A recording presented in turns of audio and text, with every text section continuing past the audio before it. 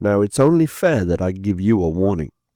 This podcast covers true crimes that include serial killers, mass murderers, rapists, child abusers, cults, war criminals, and more.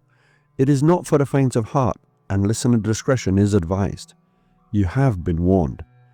I'm DM Green, and you're listening to In the Dark Mind.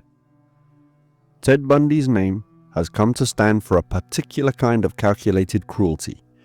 A man who moved easily through college campuses, political offices, and crowded courtrooms while concealing a pattern of violence that stretched across several American states. He spoke politely, he dressed neatly, and he learned to match his manner to the room in front of him. He could present as a shy law student, an ambitious campaign worker, or a concerned passerby offering to help a stranger.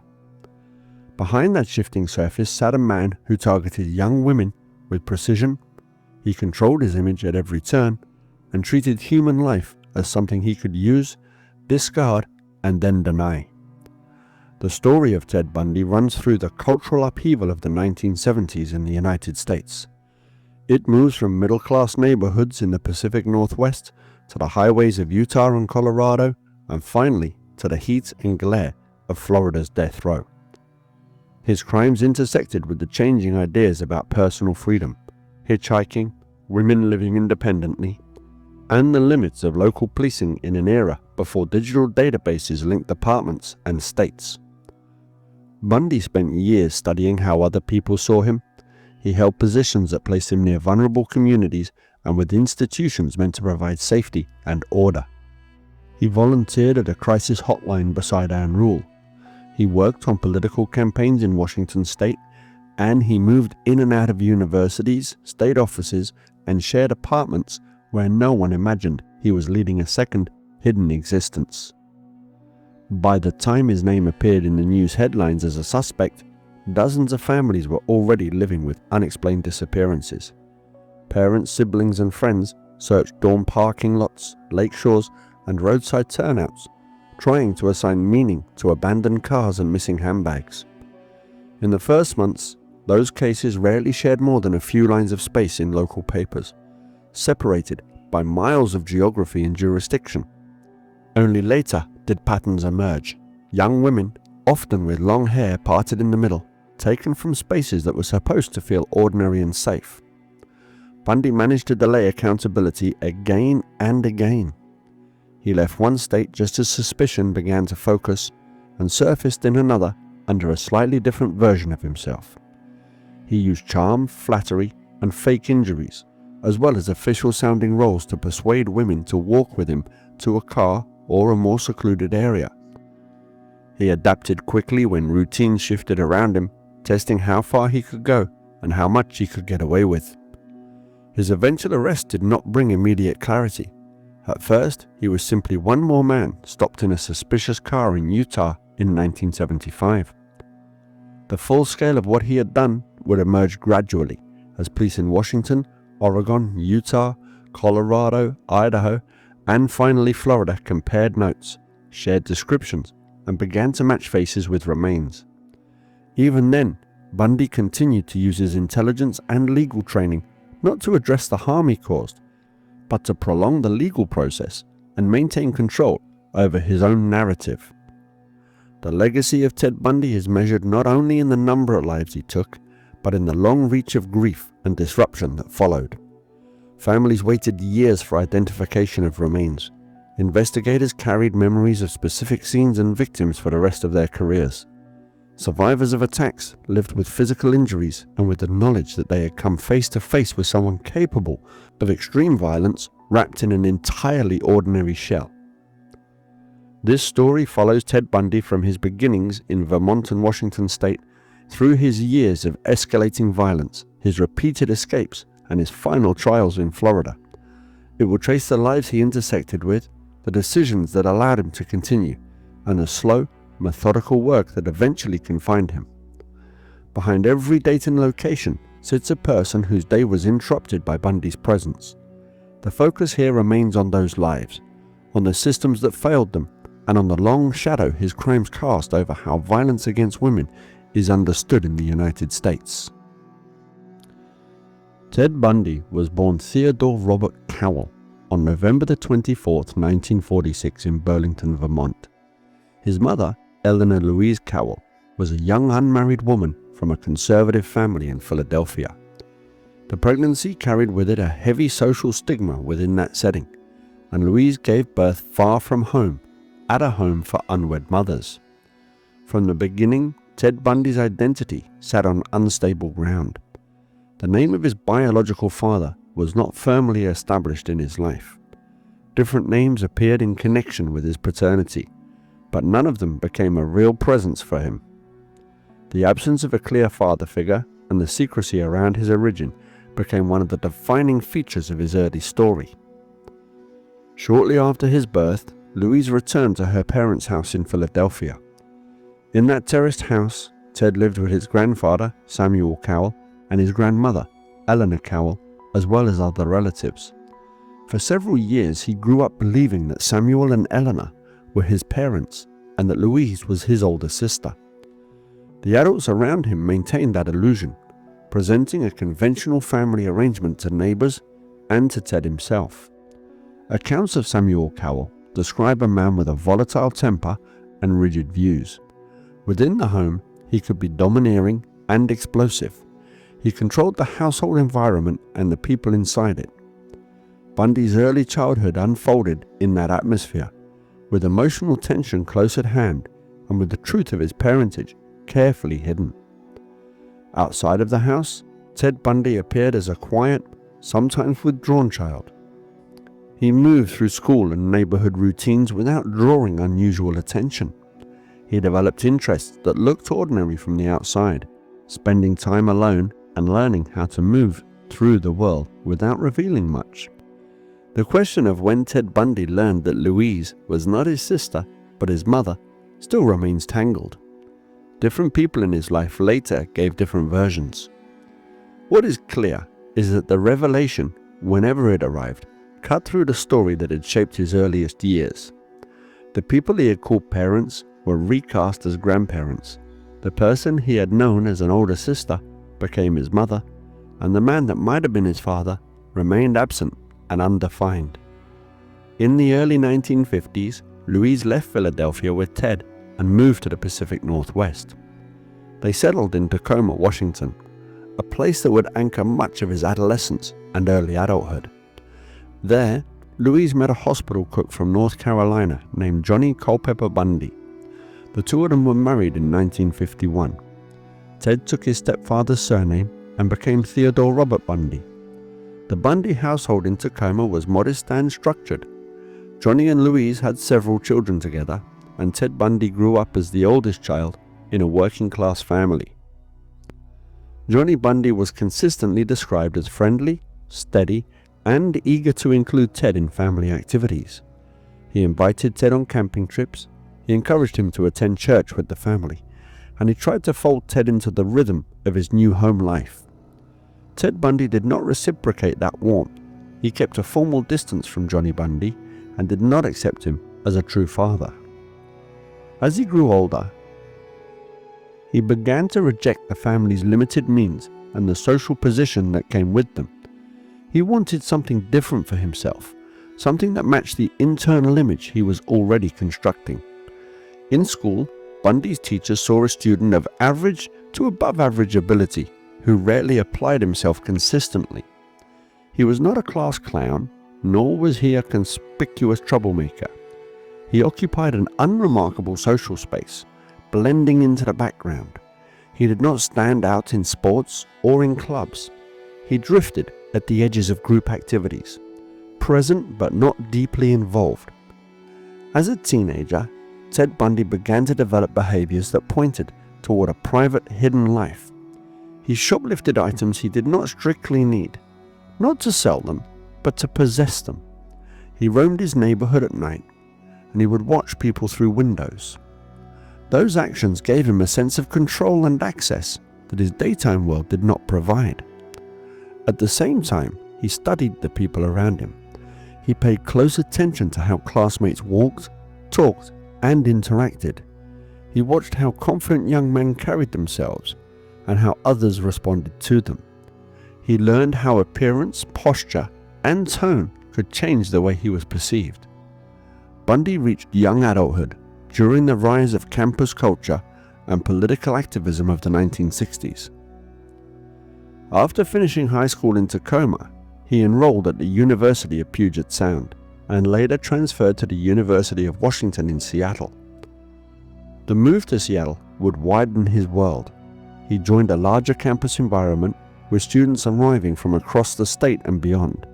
He experimented with different academic paths, including psychology and law-related courses, before settling on a degree in psychology. At the University of Washington, Ted Bundy began to refine the external persona that would later mislead so many people. He learned how to present as thoughtful, attentive, and ambitious. He started to dress more carefully, choosing clothes that matched the image of a serious student. He practiced speaking in ways that conveyed confidence, even when he felt unsure inside. During this period, Bundy formed a significant relationship with a young woman, often identified under the name Diane Edwards. Diane Edwards came from a more affluent California background and embodied the kind of social world Ted Bundy believed he deserved. She was educated, polished, and connected to families with resources and status. With her, Bundy glimpsed into a different tier of social life: better cars, larger homes, and the expectation for success. For a time, Ted Bundy shaped himself to match what he thought Diane Edwards wanted. He adopted her interests, he mirrored her plans and ambitions, and he spoke about law school and professional futures. He visited her family and stepped briefly into that environment of comfort and security. Underneath that performance, though, Bundy was unstable. He moved between colleges, dropped out, and struggled to maintain steady academic progress. He held minor jobs that did not last. He exaggerated his achievements and misrepresented his activities. Eventually, Diane Edwards saw the inconsistencies and ended the relationship. The breakup marked a turning point for Ted Bundy. He experienced the loss not only as a personal rejection, but as proof that he had been excluded from the world he wanted. He felt humiliated by the distance between the successful image he projected and the disorganized reality of his life. That humiliation hardened into a kind of private grievance that would recur in his later descriptions of himself. After losing Diane Edwards, Bundy began to rebuild. He re-enrolled at the University of Washington with renewed discipline and completed his psychology degree. He immersed himself in local politics, working on campaigns and cultivating contacts in the Washington State Republican Party. He appeared at fundraisers and community events, shaking hands, smiling, and speaking with volunteers and donors. During this period, Ted Bundy met and began a long-term relationship with Elizabeth Klopfer, a single mother who worked as a secretary at the University of Washington. Elizabeth Klopfer lived in Seattle with her young daughter Molly. She welcomed Bundy into her small household, and he moved in and out of her life in ways that felt serious and long-term to her. He helped with domestic routines, he joined family outings, and he discussed marriage and a shared future. With Elizabeth, Bundy developed a pattern that would define his double existence. To her, he was a caring boyfriend who could be attentive and gentle. He took her to dinners, spent evenings watching television, and participated in holidays. He attended church with her, and he gave her the impression of stability, even as he was quietly moving between different commitments and personas. Outside that relationship, Bundy continued to polish his public image.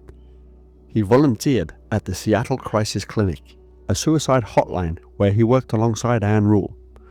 Ann Rule, a former police officer who later became a crime writer, remembered him as calm, composed, and reassuring with callers. Bundy spent hours on the phone speaking to people in distress, talking them through decisions about life and death. The contrast between that role and his emerging predatory behavior would later stand out with brutal clarity. At that time, though, it only reinforced how capable he was of mimicking empathy. He listened carefully to strangers. He modulated his tone to convey concern, and he learned which phrases comforted people and which made them trust him. In parallel, he advanced in the political world. He joined the staff of re-election campaign for the Washington governor Daniel J. Evans. He conducted minor research tasks, attended meetings, and appeared in photographs as an eager young operative. He blended into the campaign, surrounded by ambitious people who saw him as one of the more driven volunteers on the rise. Bundy also began to speak openly about law school.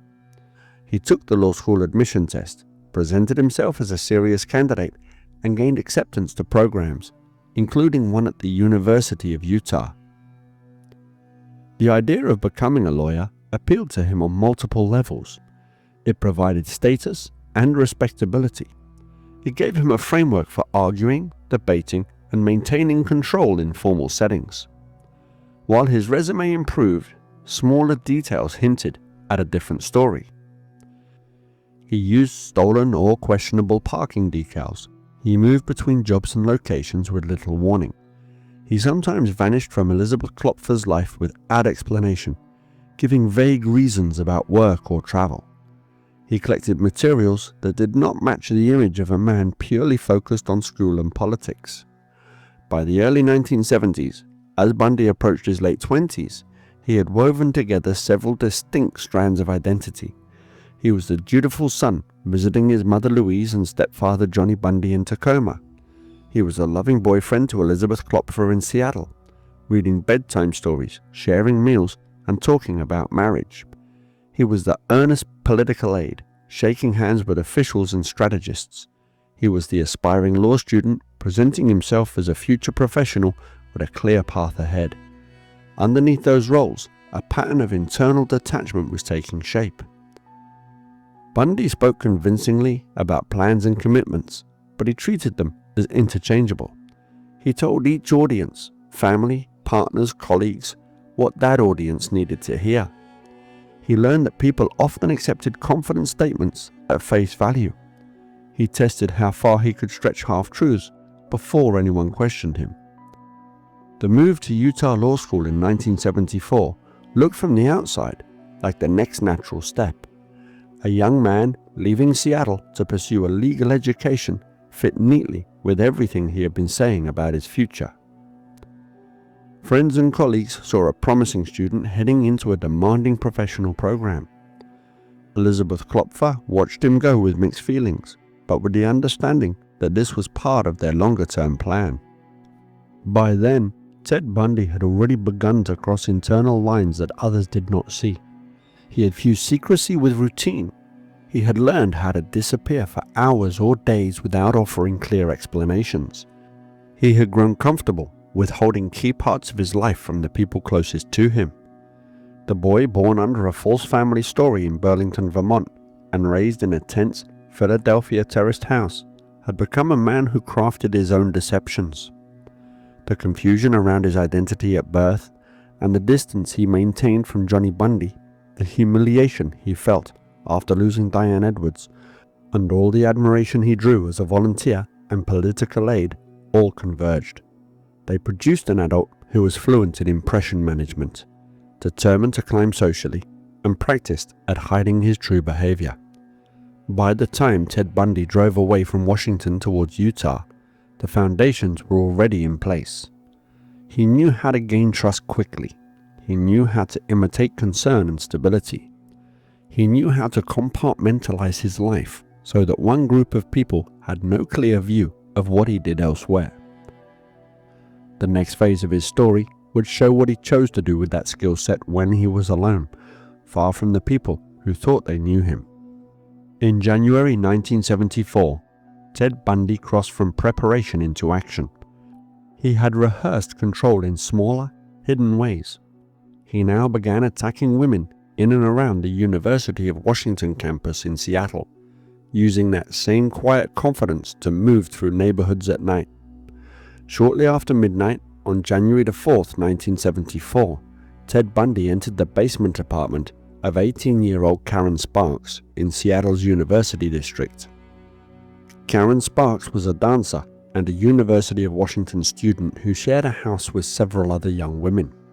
She slept in a basement room at the back of the building. separated from the street by a small yard and a few steps leading down from the sidewalk. Bundy approached that house in the dark and found a way inside without waking anyone else. He moved to Karen Sparks' room while she slept in her bed. He picked up a metal rod from her bed frame and struck her with it, delivering blows to her head as she lay unconscious to the danger around her. He then sexually assaulted her with the same rod, inflicting internal injuries so severe that she was left with permanent brain damage, with lasting effects on her hearing and vision. When he left, he walked back outside to the quiet residential street. The next morning, Karen Sparks' housemates found her in bed, gravely injured but still alive. She remained in a coma for days. She would become one of the few early victims to survive, though her life was permanently altered by what Bundy did to her in that basement room. Less than 1 month later, on February the 1st, 1974, Ted Bundy targeted 21-year-old Linda Ann Healy. Linda Healy was a University of Washington student who lived in another shared house in the University District. Each morning, she delivered ski weather reports on local radio, setting an early alarm and keeping a regular routine. Her basement bedroom opened off a hallway with a single bed, a bulletin board, and ski posters on the wall. In the early hours before dawn, Ted Bundy entered the house while the other residents slept. He went straight to Linda Healy's room. He struck her hard enough to render her unconscious, then carefully arranged her appearance. He removed the nightclothes she had worn to bed and dressed her in blue jeans, a blouse, and boots, as if preparing her for the day ahead. He wrapped her in a bedspread, lifted her from the room, and carried her out of the house. By mid-morning, her roommates noticed that Linda Healy's bed was neatly made, but she was gone. Her car remained parked outside. Her wallet and belongings sat where she had left them. She had vanished from her own room without a sound. Months later, part of her remains would be found on Taylor Mountain east of Seattle, alongside the bones of other missing women. The pattern of disappearances began to accelerate. On March 12, 1974, 19-year-old Donna Gail Manson left her dormitory at the Evergreen State College in Olympia. She told friends she was going to a concert on campus. She walked away from her building that evening and would never arrive at the venue. Her body has never been recovered, but Ted Bundy later described abducting and killing her. On April 17, 1974, 18-year-old Suzanne Elaine Rancourt disappeared from Central Washington State College in Ellensburg. That night, she attended an evening advisors meeting, then started back toward her dormitory. Along that route, she intersected with Ted Bundy. He presented himself as an injured student, his arm in a sling, struggling with a stack of books and asking for help to carry them to his Volkswagen Beetle. Suzanne agreed to help. She walked with him across the campus towards a parking lot. At the car, the situation shifted quickly out of her control. He used the confined space of the car and the restraints he had prepared to overpower her. Once she was inside, he drove away from the campus towards a more remote area. Her skull would later be recovered at a remote site on Taylor Mountain, along with those of other women who had vanished from Washington campuses in the same period. On May 6, 1974, 22-year-old Roberta Kathleen Parks left her dormitory at Oregon State University in Corvallis after an emotional evening, planning to walk to a friend's house for coffee. She never arrived. Her path out of the dormitory and across the campus placed her in exactly the kind of environment Ted Bundy patrolled. Young women walking alone at night between familiar points where a brief interruption might go unnoticed.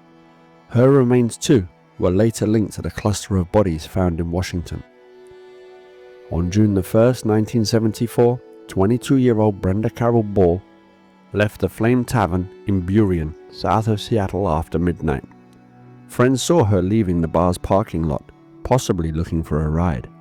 Bundy watched that environment closely. There, he could approach alone women who were already in transition, heading home in the dark. Brenda Ball disappeared after leaving the tavern. Her skull would later be found near Issaquah, east of Seattle.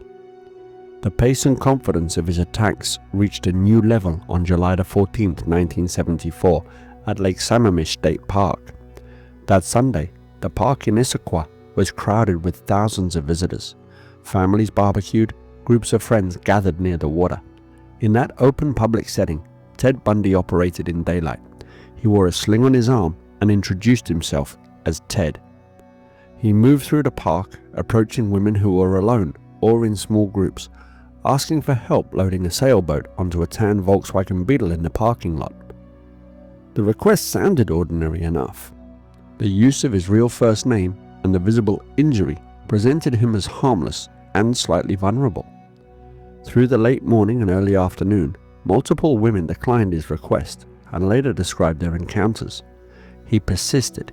He kept returning to the same general area, scanning for someone who would agree. Around 12:30 p.m., he approached 23-year-old Janice Ann Ott, a probation caseworker who had ridden her bike to the park. He repeated the story about the sailboat and the injured arm and asked whether she could spare a few minutes. Janice agreed and walked with him toward the parking lot, pushing her bike. She was not seen alive again after leaving the main beach area at his side. Later that afternoon, he returned to the park's crowded lawn and targeted another woman, 19-year-old Denise Marie Naslund, a University of Washington student who was spending the day with friends. At some point after 4 p.m., Denise left her group to use the restroom and never came back.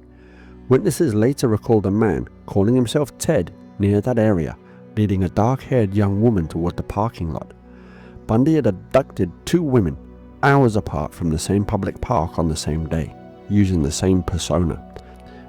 He drove each of them away from Lake Sammamish into wooded foothills east of the city.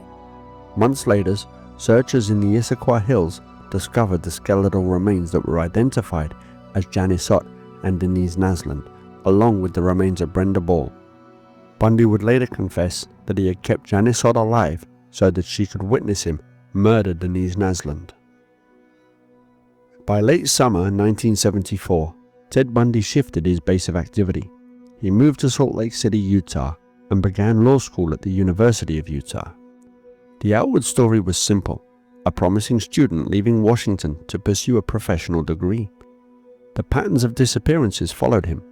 On October 2, 1974, 16-year-old Nancy Wilcox left her home in Holiday, a suburb of Salt Lake City, telling her family she was going out to buy gum at a nearby store.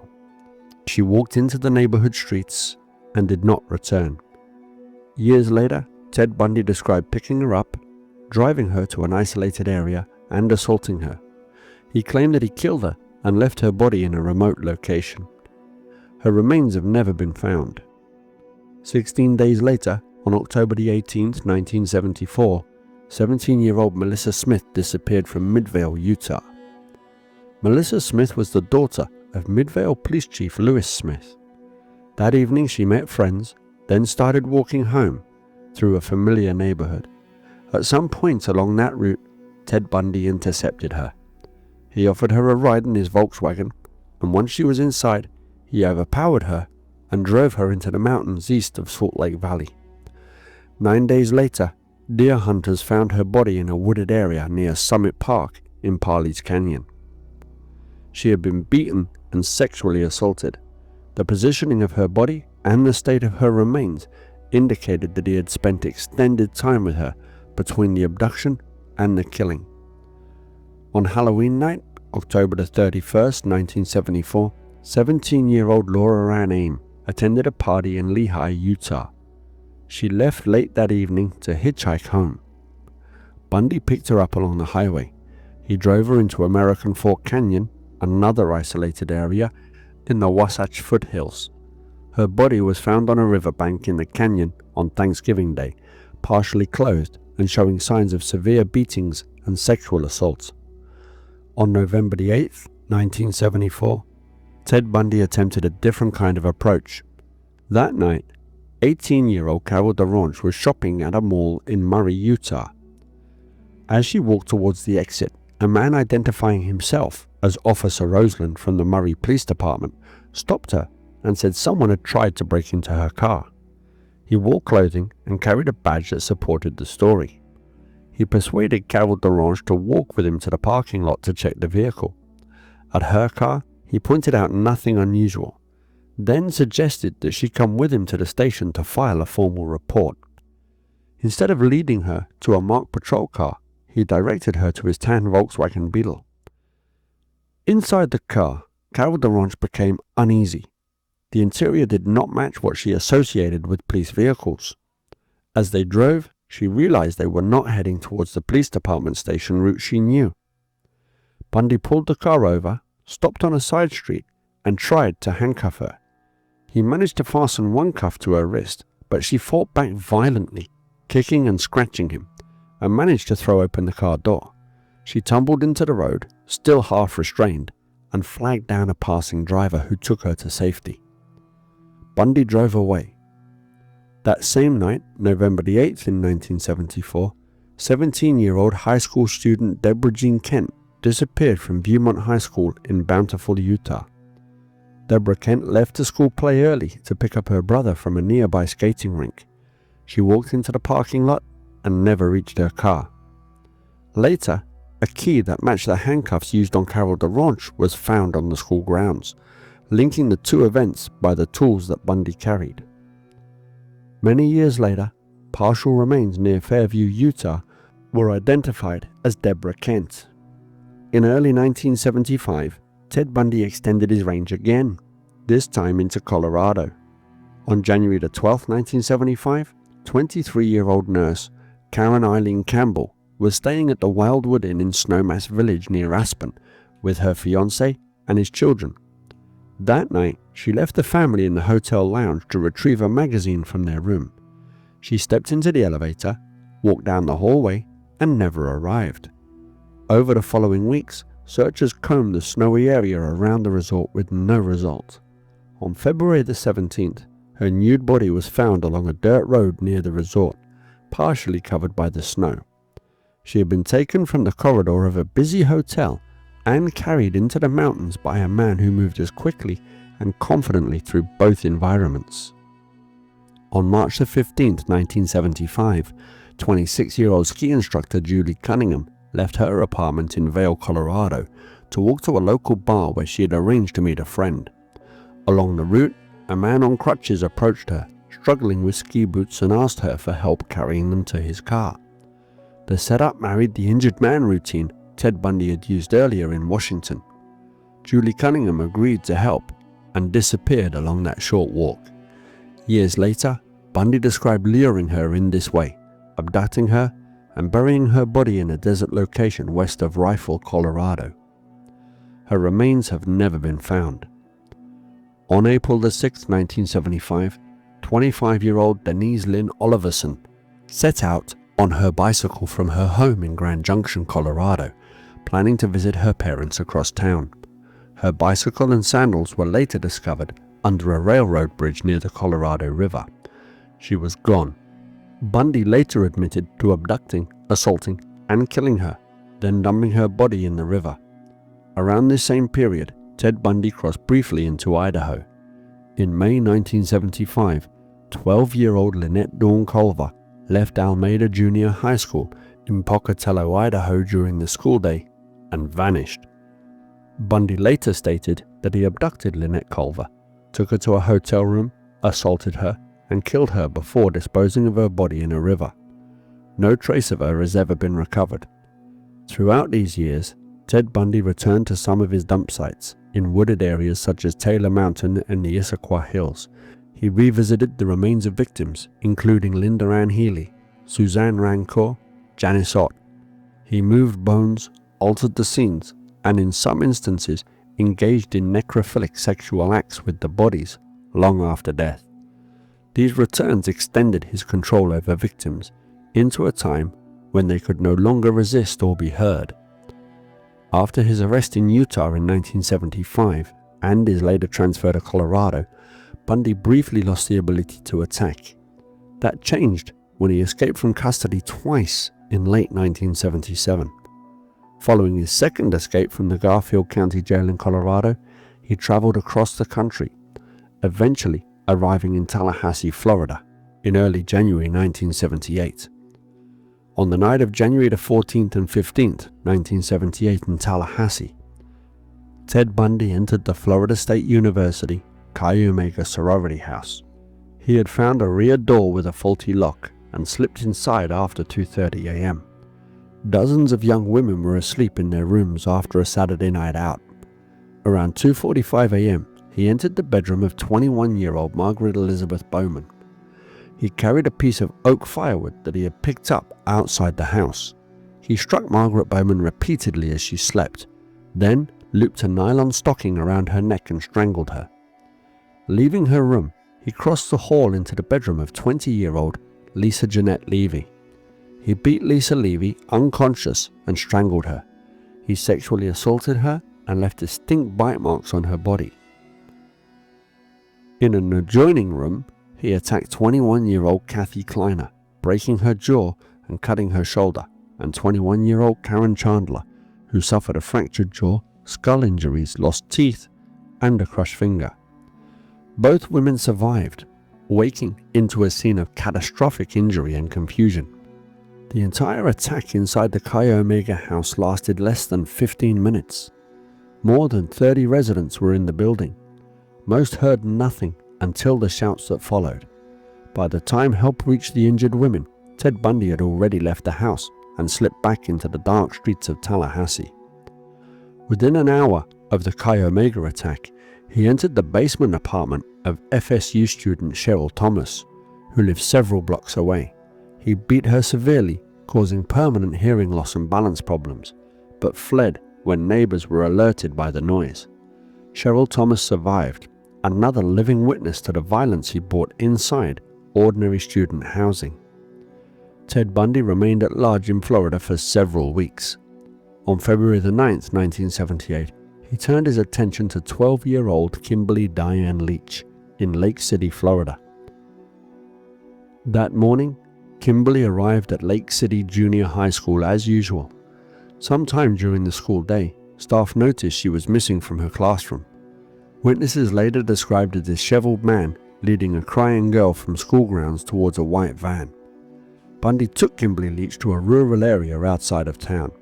He assaulted her and killed her, then left her body in a pig shed near Suwannee River State Park. In April 1978, her remains were found, ending weeks of searching, but beginning a new phase of grief for her family and community. By the time Ted Bundy was finally confined on Florida's death row, he had confessed to at least 30 murders committed between 1973 and 1978 across Washington, Oregon, Idaho, Utah, Colorado, and Florida. The true total remains uncertain and is likely higher. Across those years, his method shifted without circumstance, but held steadily at its core. He targeted young women and girls, often with long hair parted in the middle. He approached them in places where they felt comfortable, a dorm hallway, a campus walkway, or a crowded park, at a shopping mall, or even at a school, and used a facade of injury, authority, or ordinary need to draw them closer. Once they had agreed to help, he moved them to an enclosed space that he controlled, his car, a room, or a remote patch of woods. From that point onward, the outcome rarely changed. He assaulted, killed, and disposed of their bodies in locations he chose.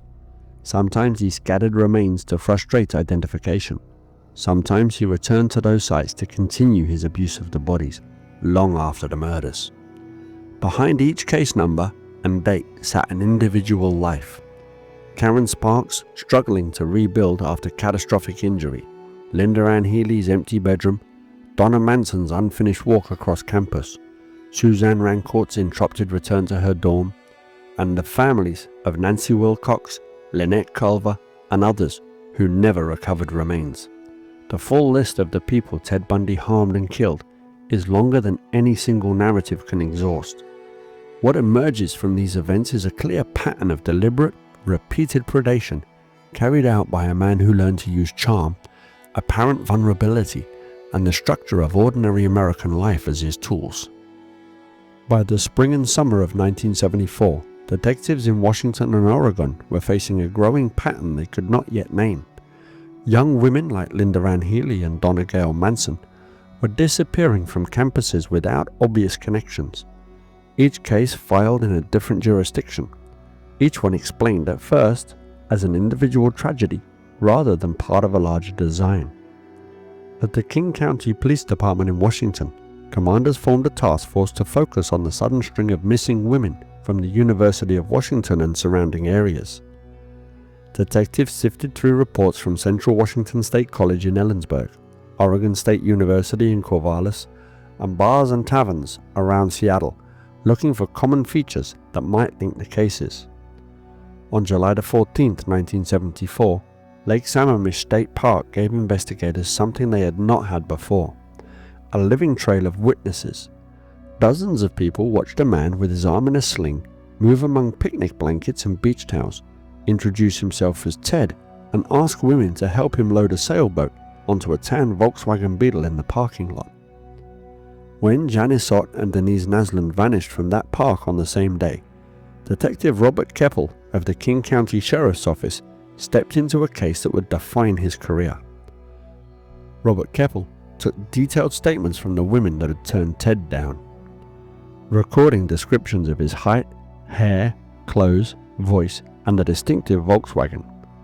A composite sketch was created based on those witnesses. The sketch showed a young man with a straight nose, side-parted hair, and a blandly pleasant face. Posters went out across the region with the sketch and the name Ted, alongside a description of the light-colored Volkswagen. The response overwhelmed the task force. Hundreds of calls came in from people who thought they recognized a boyfriend, a co-worker, or a neighbor. Among those callers were 3 women whose names would later stand out: Ted Bundy's own girlfriend Elizabeth Klopfer, his co-worker and future wife Carol Ann Boone, and a University of Washington professor who had supervised him. Elizabeth Klopfer told King County detectives that her boyfriend, Ted Bundy, drove a Volkswagen, owned crutches and a bag of plaster of Paris, and sometimes disappeared at night without explanation. She described her unease about items she had found in his apartment, including women's clothing that did not belong to her. Carol Ann Boone, who worked with Ted Bundy at the Washington State Department of Emergency Services, also recognized the composite and the description of Ted at Lake Sammamish. The University of Washington professor who knew Bundy from campus likewise contacted authorities after seeing the sketch and reading about the Volkswagen. Detective Robert Keppel placed Ted Bundy's name on a list of suspects, one among hundreds.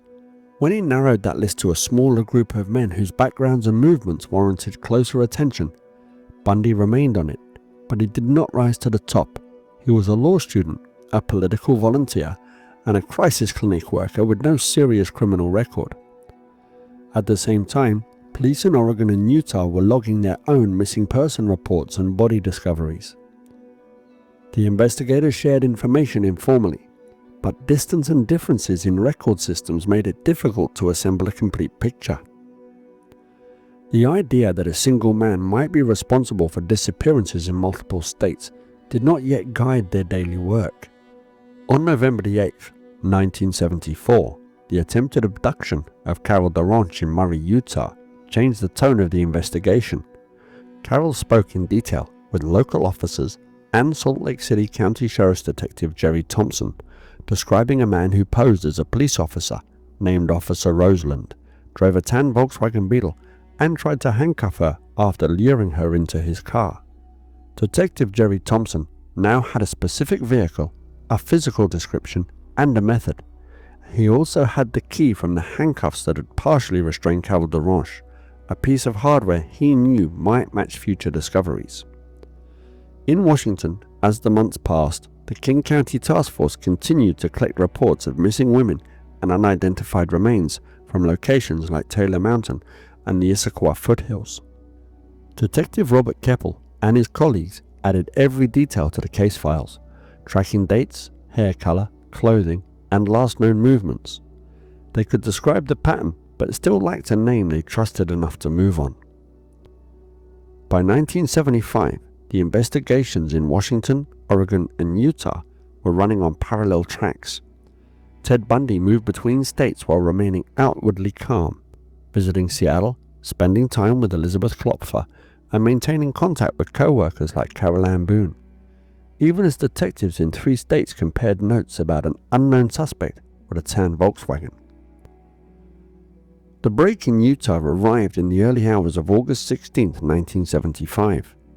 A Utah Highway Patrol officer, Bob Hayward, was on patrol in Granger, a suburb of Salt Lake City, when he noticed a tan Volkswagen Beetle driving slowly through a residential area where car burglaries had recently occurred. When Highway Patrol Officer Bob Hayward turned his patrol car to follow, the Volkswagen accelerated suddenly and tried to escape down a side street. Hayward gave chase, stopped the vehicle, and approached the driver, who identified himself as Ted Bundy. Looking inside, Bob Hayward saw the front passenger seat had been removed and set in the back, creating open space on the floor beside the driver. A search of the car revealed a ski mask, a second mask fashioned from pantyhose, a crowbar, handcuffs, trash bags, a coil of rope, an ice pick, and other tools that did not look like the belongings of a casual driver out for a late-night ride. Ted Bundy tried to explain the items away. He told Bob Hayward that the ski mask was for skiing, that he had found the handcuffs in a dumpster, and that the rest were just household objects. The explanations did not square with the total picture in front of the officer, and Bundy was arrested on suspicion of possessing burglary tools and fleeing an officer. Once Ted Bundy's name reached Detective Jerry Thompson, the pieces began to align. Jerry Thompson recognized the description of the Volkswagen from the Carol DeRonch case, and Bundy's name from the earlier call by Elizabeth Klopfer in Seattle. Detective Thompson searched Bundy's Salt Lake City apartment. He found the crutches, a bag of plaster of Paris that Ted Bundy admitted stealing from a medical supply house, a meat cleaver that never appeared in the kitchen, surgical gloves, an Oriental-style knife in a wooden case kept in the glove compartment of the Volkswagen, and a sack of women's clothing. The search did not yet produce direct evidence linking Bundy to a specific murder. Under Utah law, investigators could not hold him indefinitely without stronger charges. He was released on his own recognizance. Later, Ted Bundy said the officers had missed a cache of Polaroid photographs of his victims that he destroyed as soon as he walked free. Even after that release, Salt Lake City police placed him under constant watch. Unmarked cars followed him whenever he left his apartment. Officers noted his routes and his visitors. Detective Thompson flew to Seattle with 2 other detectives to meet with Elizabeth Klopfer face to face. In Seattle, Elizabeth Klopfer described to Jerry Thompson how Ted Bundy routinely disappeared at night, returned in different moods, and kept items in her room that frightened her once the news stories began to mount. She told Thompson that Ted Bundy had talked about hunting at night and had once frightened her so much that she considered leaving him. Through the summer and fall of 1975, investigators in Utah, Washington, and Colorado began formal meetings to organize what they knew. In November, Detective Jerry Thompson from Utah, Detective Robert Keppel from Washington, and Colorado investigator Michael Fisher met in Aspen with roughly 30 detectives and prosecutors from 5 states. That gathering, later remembered as the Aspen Summit, allowed them to align timelines of disappearances, compare photographs, and weigh the growing circumstantial case against Ted Bundy. The consensus emerging among those investigators was clear.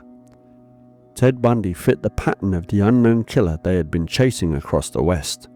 What they lacked was a single solid case that could be brought to court.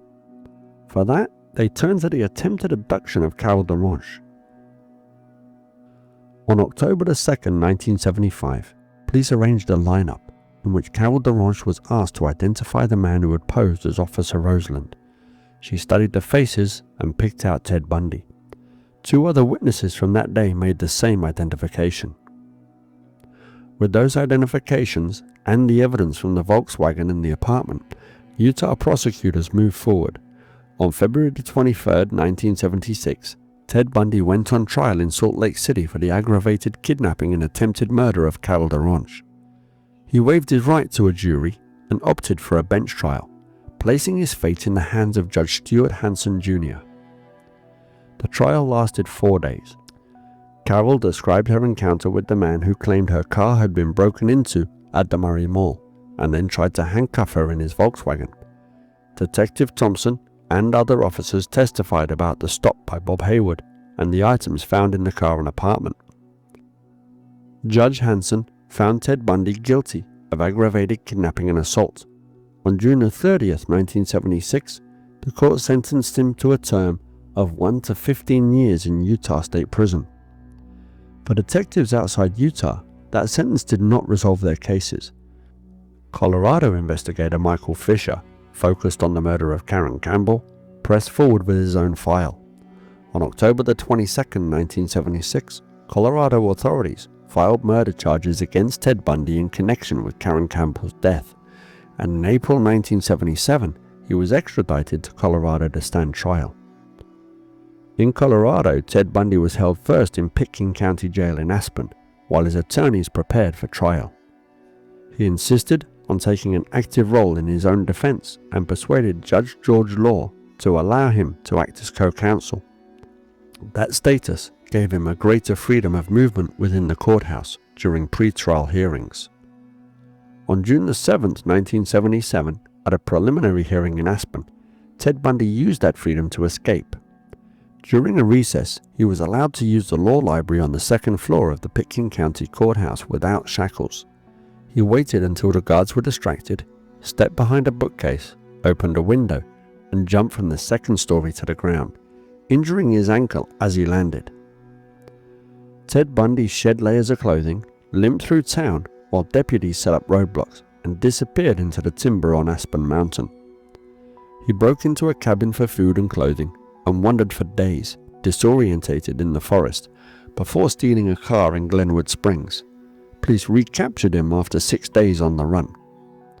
After that escape, Colorado officials moved him to the Garfield County Jail in Glenwood Springs, a more secure facility.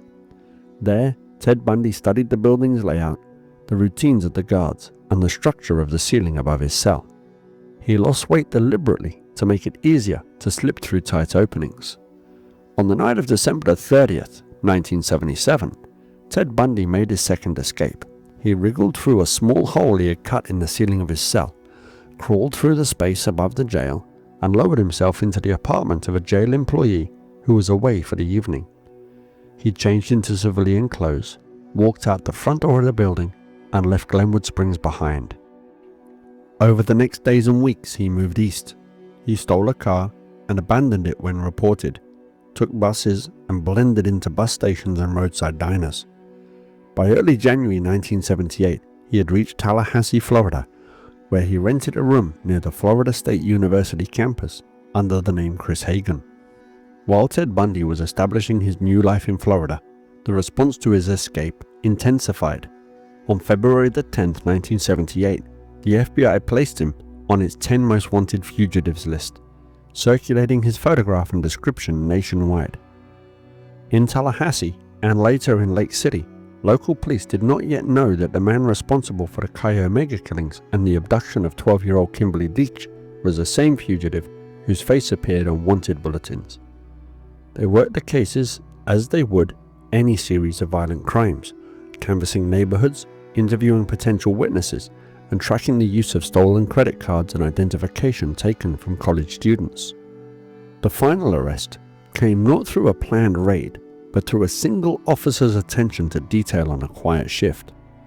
In the early hours of February 15, 1978, Pensacola police officer David Lee was patrolling the Brownsville neighborhood of Pensacola, Florida. He noticed an orange Volkswagen Beetle pulling out from behind Oscar's restaurant on West Cervantes Street and running without headlights for a short distance. Officer Lee followed the car onto a main road and ran the license plate. The check showed that the Volkswagen Beetle had been reported stolen. Officer Lee pulled the car over and approached the driver, who handed over a stolen identification card and claimed to be a man named Kenneth Misner. When Officer Lee told the driver he was under arrest, Ted Bundy kicked the officer's legs out from under him and ran. Lee fired warning shots, chased him down and tackled him. The two fought over Lee's pistol until the officer regained control and handcuffed his prisoner. Back at the station, officers searched the stolen car. Inside, they found multiple identification cards belonging to Florida State University students, a stack of stolen credit cards, and a stolen television set. The man, who called himself Kenneth Meisner, refused to give his real name for nearly 2 days.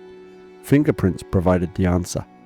Comparisons with the FBI files and Western law enforcement records confirmed that the man in Pensacola lockup was Theodore Robert Bundy, the escaped murder suspect from Colorado and the convicted kidnapper from Utah.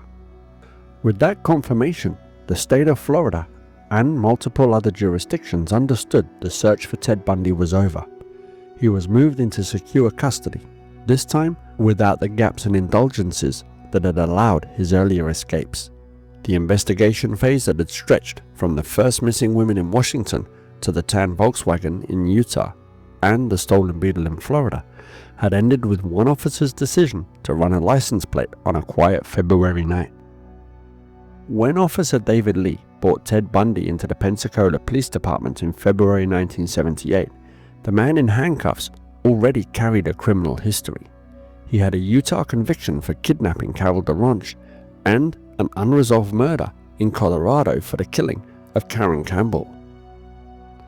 Florida would add something else: 3 separate death sentences, delivered in full view of the television cameras and the national audience. Once fingerprints confirmed his identity, Florida authorities moved quickly. Leon County prosecutors in Tallahassee prepared charges for the murders of Lisa Levi, Margaret Bowman, and the attempted murders of Karen Chandler and Kathy Kleiner, the burglary of the Chi Omega sorority house, and the assault on Cheryl Thomas. In Lake City, prosecutors focused on the abduction and the murder of 12-year-old Kimberly Leach. Bundy was transported to Tallahassee and then to Miami, where the Chi Omega case would be tried. He arrived in a legal environment that was changing around him. The Florida Supreme Court had recently authorized television cameras in courtrooms and local and national networks that were ready to turn his trial into a daily broadcast. From the earliest pre-trial hearings, Bundy treated the courtroom as a stage.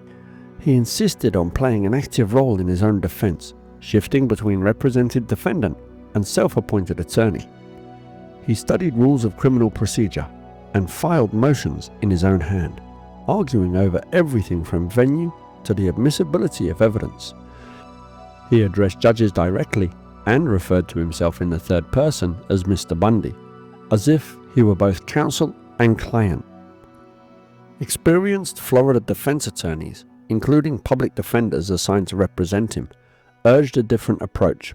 They wanted a coherent strategy, a united front, and careful management of the case. Bundy viewed their caution as lack of faith in his innocence and repeatedly clashed with them. Over time, he pushed aside lawyers who tried to take control, leaving a fractured defense team that reflected his need to dominate the proceedings. The Chi Omega trial opened in Miami in June 1979, presided over by Circuit Judge Edward Cowart. The courtroom was fitted out with cables and cameras, feeding live images to reporters and viewers across the country. Spectators lined up early to secure seats. Some had a direct connection to the case as family members or students from Florida State University. Others came simply to watch. On one side of the room sat the families of Lisa Levi and Margaret Bowman, along with survivors Karen Chandler and Kathy Kleiner, supported by friends and relatives. On the other sat Ted Bundy in a suit and tie, sometimes conferring with standby counsel and sometimes taking notes as if he were the one conducting the prosecution. He appeared composed, even relaxed at times, glancing towards the cameras, aware that his expressions would be broadcast far beyond the walls of the courtroom. The prosecution's case in the Chi Omega trial unfolded methodically. Prosecutor Larry Simpson and his team walked the jury through the events of the night of January the 14th and 15th, 1978, hour by hour. They called Chi Omega sorority sisters who had been inside the house that night, including women who had glimpsed a man in the hallway and heard noises they couldn't place until later. They called FSU police officers and Tallahassee detectives who described the crime scene in explicit detail. Blood-stained beds, broken furnishings, the piece of firewood used as a weapon, the nylon stockings used to strangle Lisa Levy and Margaret Bowman. A critical witness, Florida State University student Nita Neary, told the jury how she returned to the sorority house around 3 a.m. and saw a man leaving by the front door, carrying a club-like object. She saw his profile under the entryway light and watched him walk towards a parked car. At the time, she did not know that 2 of her sorority sisters were already dead upstairs and 2 more were critically injured. Medical experts described the injuries suffered by the women in the house. They catalogued skull fractures, bite injuries, strangulation marks, and the patterns left by the Oak Club. Their testimony underscored the focused close-range violence inside those bedrooms and answered questions about how long the victims might have survived after the attacks. Forensic evidence anchored the case. Investigators had lifted hair samples from the Chi Omega house that were consistent with Bundy's hair. They pointed to paint and wood fragments linking the weapon to the house and to the pattern of blows.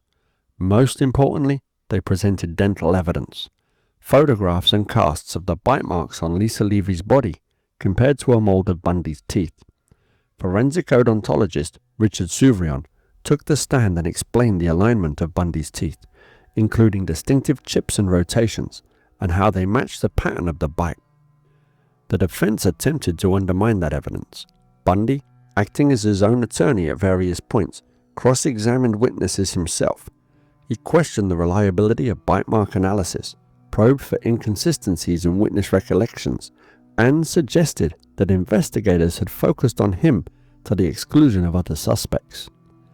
He used his time at the lectern to sound confident and conversational, trying to reframe the story as a misunderstanding or a misdirected investigation. The jury watched as Bundy shifted roles in front of them. He stepped from counsel table to lectern and back again, addressing witnesses as though he were another member of the legal profession, not the man they were describing. He occasionally objected to questions from the prosecution, sometimes successfully, sometimes not. His performance highlighted his intelligence and his familiarity with legal procedure, but it did nothing to erase the physical evidence tying him to the crime. After weeks of testimony, closing arguments drew sharply different portraits.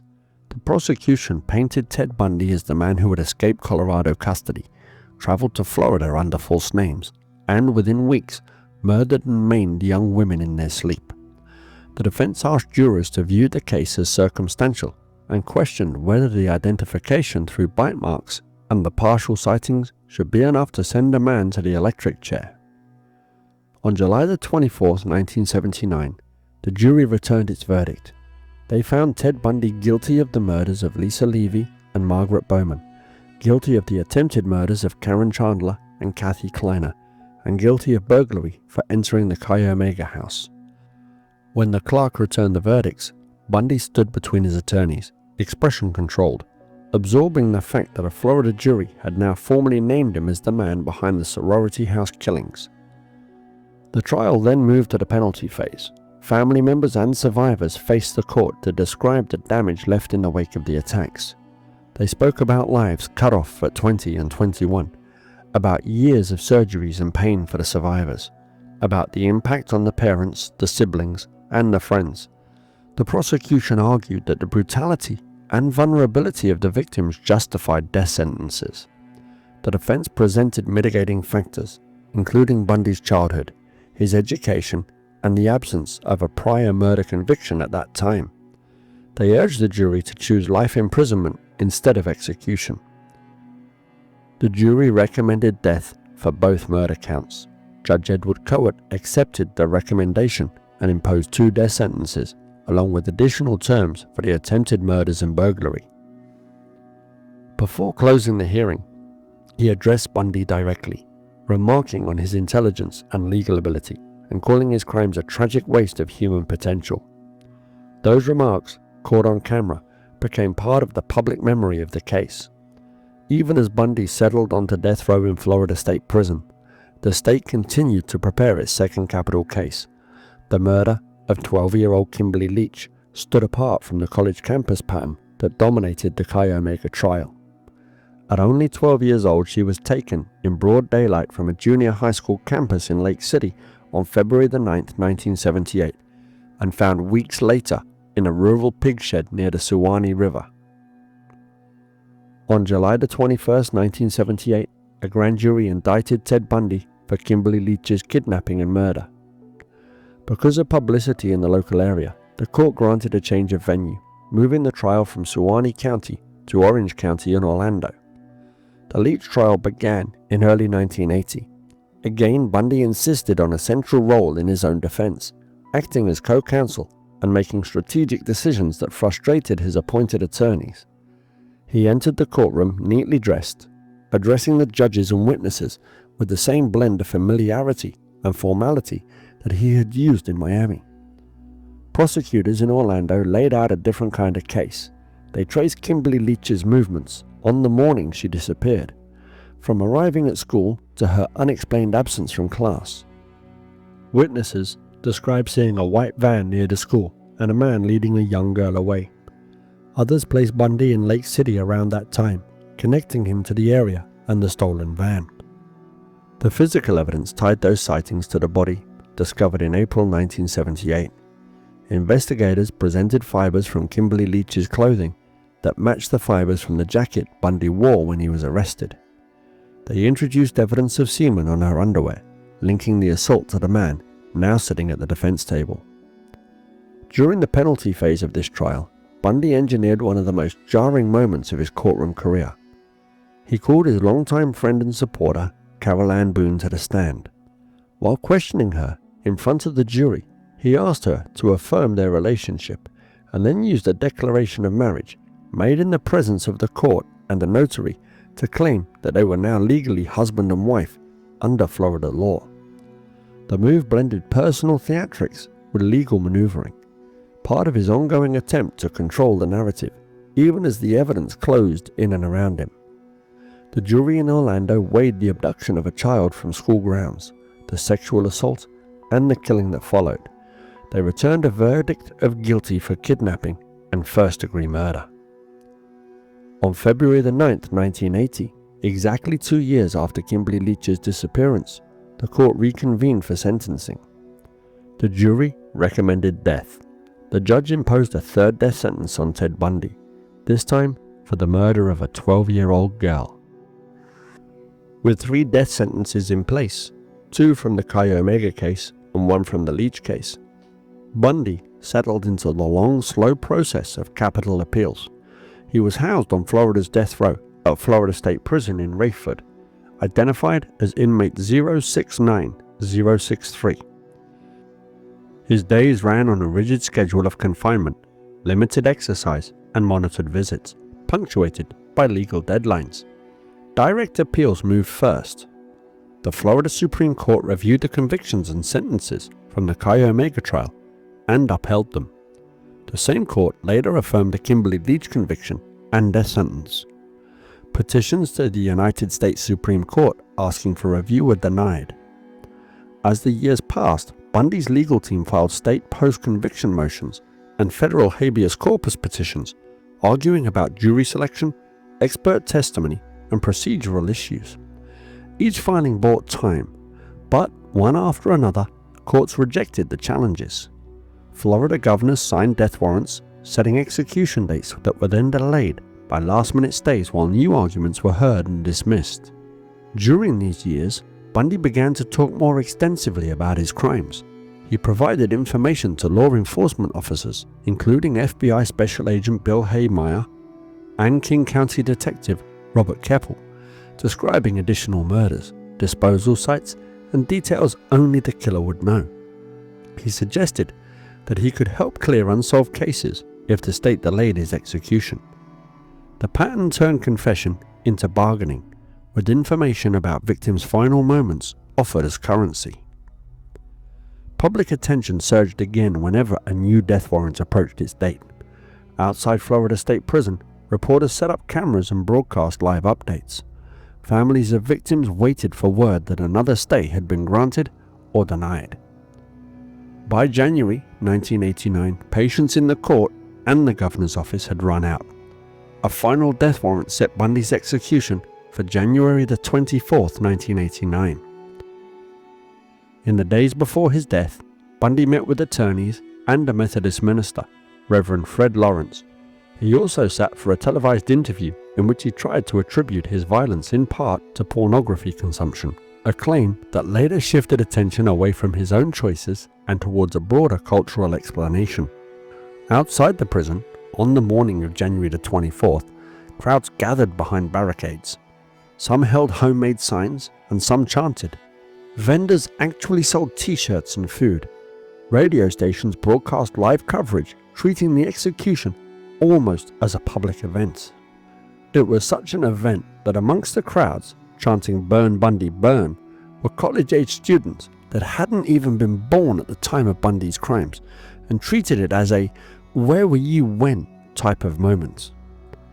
Inside, the process followed the strict routine of Florida's electric chair protocol.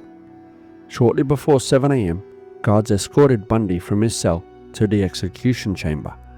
Witnesses took their seats behind a glass partition. Reporters, relatives of victims, officials from the state.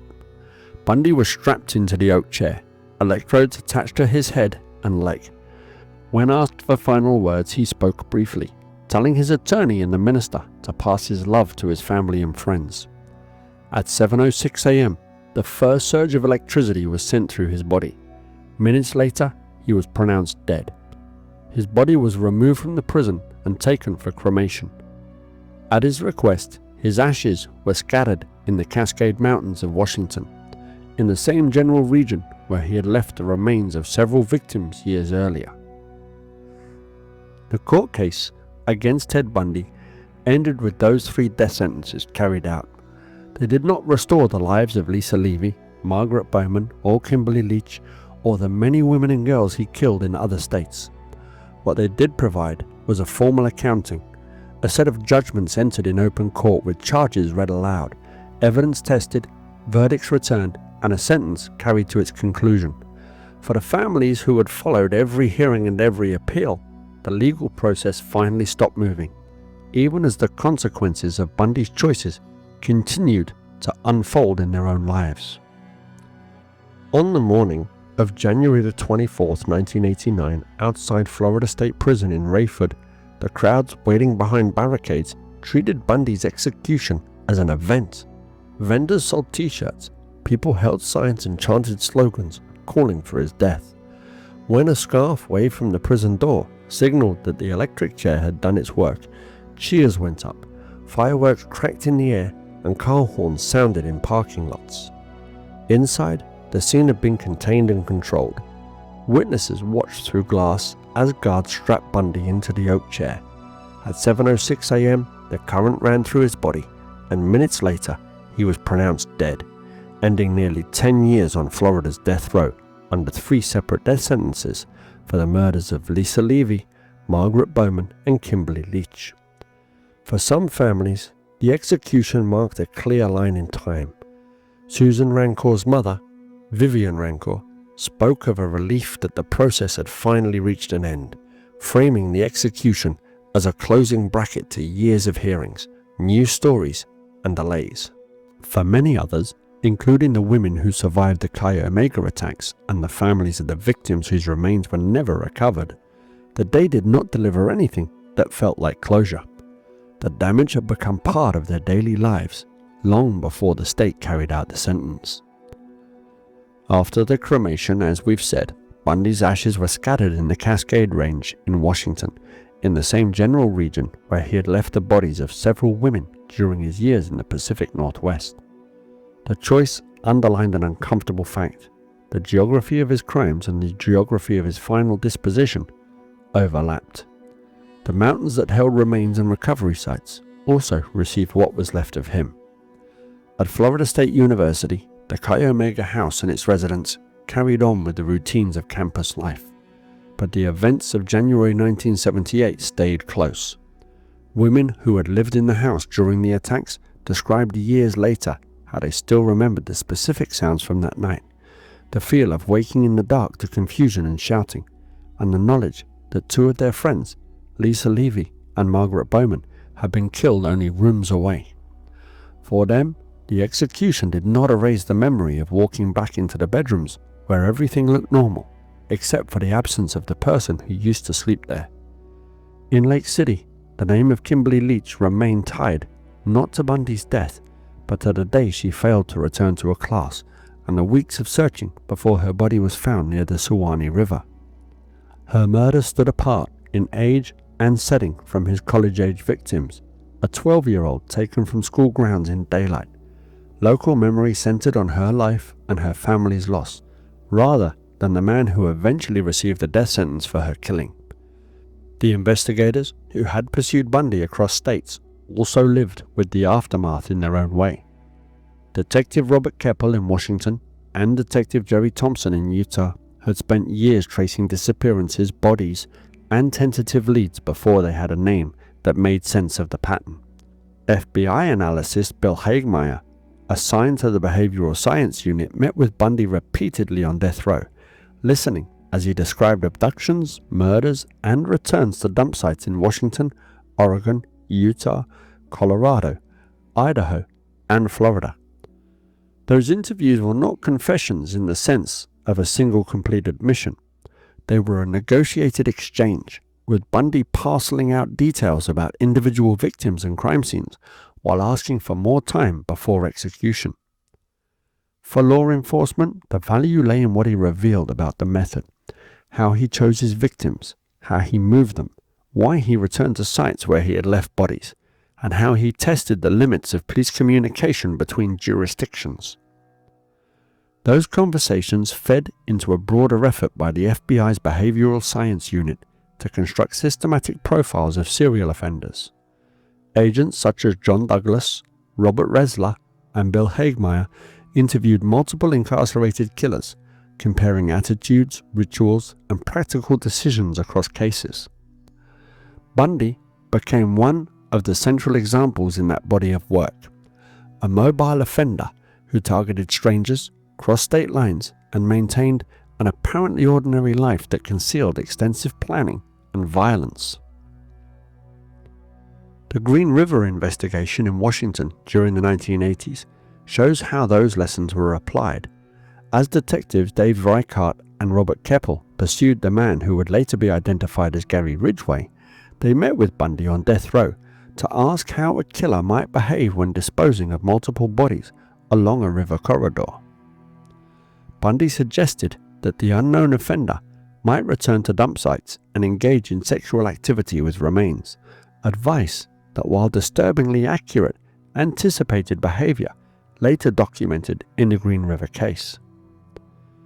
The interviews did not directly produce an arrest in the Green River case, but they reinforced a new habit inside major investigations, taking the operational knowledge of one serial offender and testing it against another series. In that sense, Bundy became a reference point, an example used in training materials and in case conferences when investigators discussed itinerant killers who left bodies in remote sites and revisited them. In forensic science, the Chi Omega case became a landmark in the use of bite mark evidence. The pattern of injuries left on Lisa Levy's body was compared to casts of Bundy's teeth, which had irregular spacing and distinctive chips. In Florida, that analysis was admitted at trial and presented to the jury as a significant link between the defendant and the attack. For years afterward, forensic odontology texts cited the case as an example of how dental patterns could connect a suspect to a victim. Later debate has drawn a sharper boundary around what bite mark analysis can reliably prove. Researchers and legal scholars have pointed out that skin is an unstable surface and that many earlier convictions based largely on bite marks have since been questioned or overturned. In that ongoing re-evaluation, the Bundy case is often treated as an exception rather than a model, because his dental pattern was unusually irregular and the mark on Lisa Levy's body preserved clear detail. The legacy in this area is mixed. One high-profile conviction supported by dental evidence, followed by decades of caution about relying too heavily on the same technique in less distinctive cases. In legal circles, Bundy's case has also fed debates about the death penalty and the proper limits of due process. Law professor Michael Mello, who worked as part of his defense in later appeals, used the case to examine how courts handled notorious defendants, how publicity shapes trial strategy, and where the line sits between a fair process and a public demand for retribution. The record of his Utah conviction The Colorado proceedings, the Florida trials, and the many state and federal appeals forms one of the most detailed capital punishment histories of any single defendant in modern American law. Beyond courtrooms and police files, Bundy's story has played a significant role in shaping modern true crime culture.